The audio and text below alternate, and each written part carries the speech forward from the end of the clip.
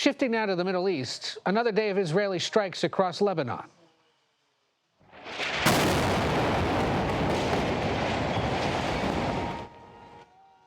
This massive explosion reducing a Beirut building to rubble. We are months into this latest round of the Israel-Hezbollah conflict, and a possible ceasefire deal could be right around the corner.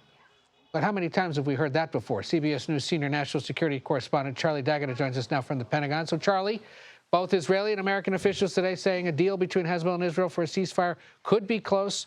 What's the latest? What do we know? Well, you know, you saw those strikes. You just showed those strikes. But despite that, it's safe to say that they're closer really than at any time since this conflict began. Some sources are suggesting there could be a deal struck in the next 24 hours, at least by Thanksgiving. But to quote U.S. National Security Council spokesman John Kirby, nothing is done until everything is done. So the deal is thought to include a 60-day temporary ceasefire leading to a permanent ceasefire. There are a couple of sticking points.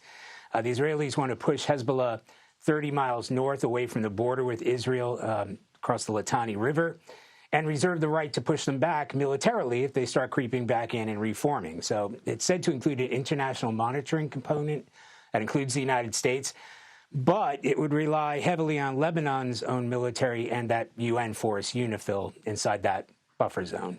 So why would Israel be intensifying attacks on the verge of a ceasefire deal? Are they trying to just finish up some things, or is this sort of one last attempt to push them back?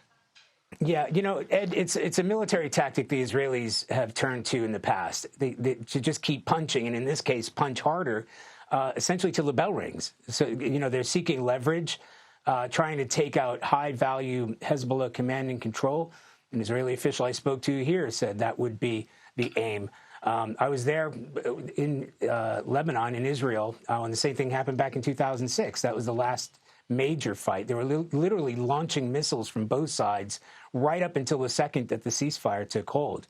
But it's bad. You know, Lebanese officials say dozens were killed in this latest round of airstrikes, and it's two-way traffic. Israel is saying that Hezbollah launched at least 250 rockets toward Israel in this latest wave. So more than 3,000 people have been killed, not Gaza, just in this Lebanese or this fight against Hezbollah, Lebanon.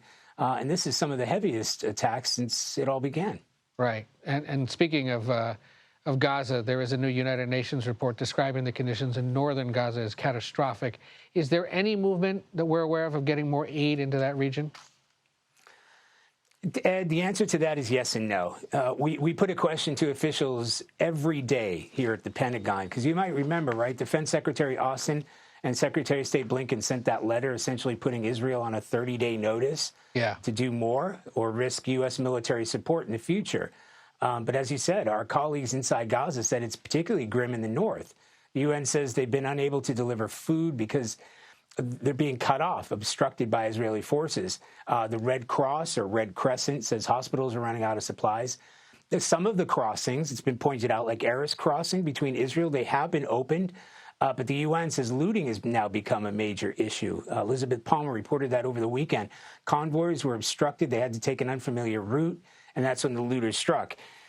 So it's not just food. Hundreds of thousands of people are displaced. Winter is here, bringing low temperatures, rainstorms, and that doesn't just add to the misery, but the spread of disease. So aid agencies say Israelis have to do more to protect that aid and protect those convoys until they get to where they're needed most.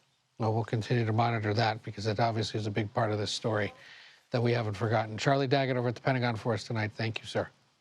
Thanks, Ed.